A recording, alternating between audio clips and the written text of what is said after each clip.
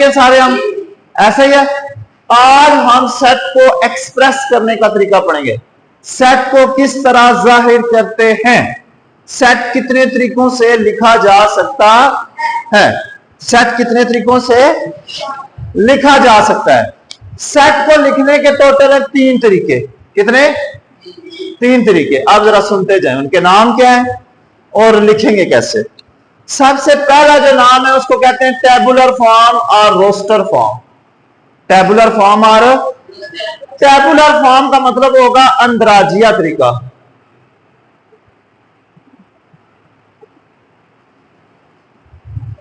अंदराजिया, अंदराज का मतलब होगा दर्ज करना। क्या करना? दर्ज करना। जैसे आप के यहां कोई बच्चा पैदा हो तो क्या कहा जाता है? यूनियन काउंसिल के अंदर जाके इसका नाम दर्ज करवाएं। करवाते हैं ना यूनियन काउंसिल में जाके नाम दर्ज।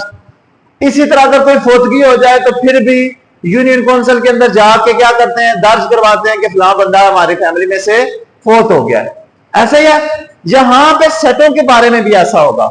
जो भी सेट के अरकान होंगे वो आपने दर्ज करने हैं ब्रैकेटों के अंदर। ब्रैकेटों के अंदर लिखना है। पहला एलिमेंट, फिर कॉमा, फिर दूसरा एलिमेंट, फिर कॉमा, फिर तीसरा एलिमेंट, फिर कॉमा। बात समझ आई है?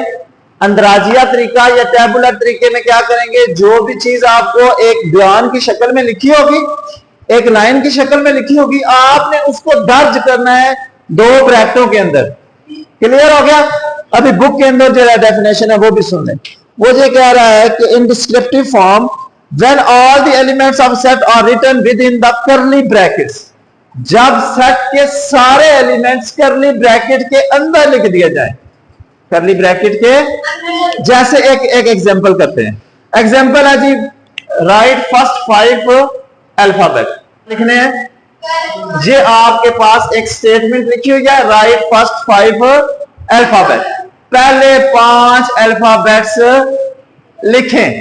पहले 5 अल्फाबेट्स जब लिखेंगे तो उनको ब्रैकेट के अंदर लिखना है। किसके अंदर? करली ब्रैकेट। पहला अल्फाबेट क्या होता है? फिर क्या होता है? फिर ये 5 पूरे हो गए, 1 2 3 4 5। यानी जो भी आपके पास स्टेटमेंट दी होगी आपने उसको इस तरह लिख देना है। उस सारी चीज को अंदराज कर देना है इस तरह, हर एलिमेंट को अलग अलग लिख देना। अगर यहां पे लिखा होता days of week, days of हफ्ते के दिनों के नाम, तो फिर क्या होगा? Saturday, Sunday, Monday. बात समझ आ गया? इस तरह 7 नाम हम पूरे कर देते तो ये कौन सा तरीका होगा? Tabular form.